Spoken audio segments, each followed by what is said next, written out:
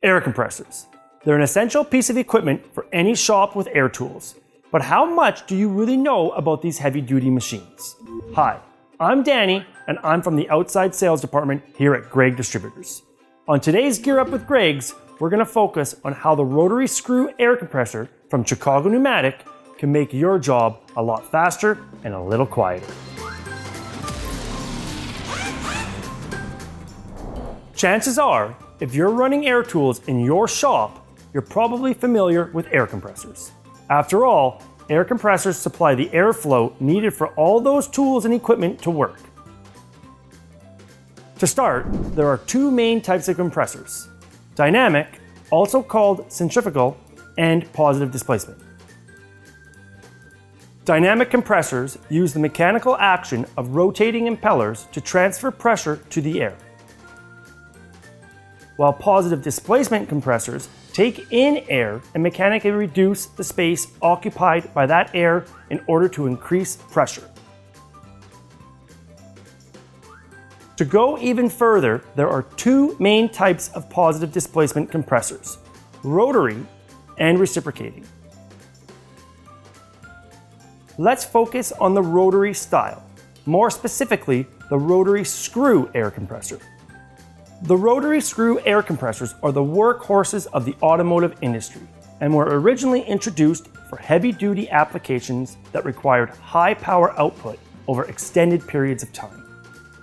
In fact, rotary screw compressors are made with a 100% duty cycle, which means they are designed to run all the time without shutting off, while most other compressors typically have a 50 to 70% duty cycle at most. Rotary screw air compressors are also some of the quietest on the market. While the noise levels of most modern air compressors range between 40 and 92 decibels, these Chicago Pneumatic compressors run an average of 60 to 70 decibels. Part of the reason they're so quiet is because of the helical screws that actually do the work of compressing the air. Let's take a closer look at how the system works. Air enters the compressor through the inlet, where it is then trapped between the screws and the walls of the chamber. At the opposite end of the compressor, the trapped air is compressed within the decreasing space. Then the air is forced through the output, where it is filtered before external delivery. Inside the compressor's housing, there is a cooling fluid which seals, lubricates, and removes the heat generated by compression. This fluid also forms a thin film between the screws that virtually eliminates all metal-on-metal contact and wear. During the compressed air's output, this fluid is separated from the clean air, then it's cooled, filtered, and returned to the injection point.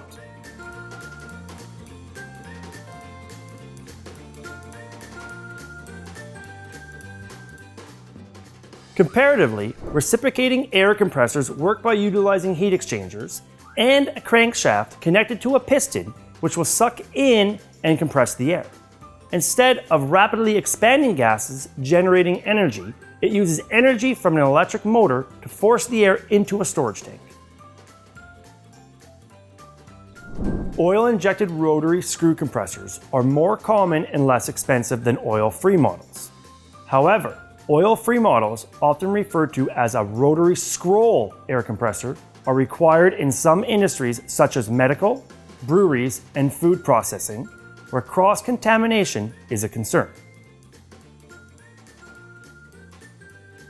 Now, having a quiet compressor might not seem necessary, but consider the fact that occupational exposure limits for noise in a workplace generally caps out at 85 decibels. This means that any noise level of 85 decibels or higher requires workers to wear hearing protection in order to avoid noise-induced hearing loss. Quieter compressors will generally have some form of sound dampening and rubber components. Rubber components are often used to keep the vibrations emitted from reaching the floor. By implementing rubber components along with other sound dampening techniques, an air compressor can produce less than 70 decibels of sound. That's about as loud as a one-on-one conversation. By having a quieter compressor, you can mount them closer to workspaces without requiring hearing protection for your workers. Hold on though, before you run out and buy a compressor, there are still a few things you need to know. First, let's cover some basic terminology: HP, CFM, and PSIG. Horsepower, or HP, is the amount of work an engine can perform. In basic terms, 1 unit of horsepower is the force needed to lift 550 pounds of weight 1 foot off the ground in 1 second.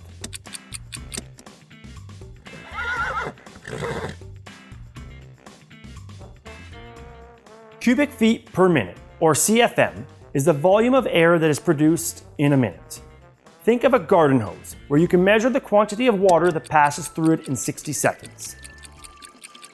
In an air compressor, CFM measures the maximum amount of air a compressor can produce at a given pressure level.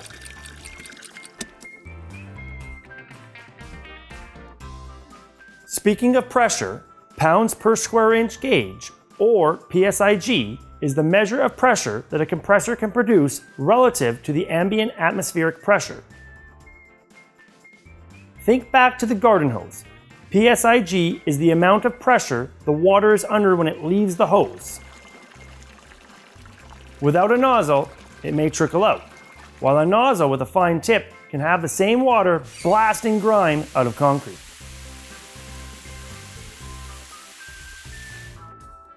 If the hose had a kink in the line, you would experience 0 CFM, while the PSIG behind the kink would be building, potentially rupturing the line. All 3 of these variables, HP, CFM, and PSIG, need to be taken into account when choosing the best air compressor for the job. You also need to know the amount of air output you'll require in order to be efficient. This can be done by adding up the air consumption rate of all the equipment in your shop. Most people tend to buy a slightly larger compressor to account for lost air during load and unload times, or to be ready for future additions. But going too big will cost you in energy consumption. Another thing you need to keep in mind is your available power supply. Is it single phase or 3-phase? Chicago Pneumatic compressors are available with single phase or 3-phase power. Generally speaking, single-phase electricity is found most often in residential settings, while 3-phase electricity is found in industrial locations. However, you'll want to consult with your electrician to determine what kind of power and voltage is available in your building. If you're still not sure that a rotary screw air compressor is the right fit, just remember a few key points. They save time by being designed to run continuously without overheating thanks to a 100% duty cycle. They have a longer life because the internal rotors are oil sealed, leading to the parts lasting longer and maintaining the same level of performance.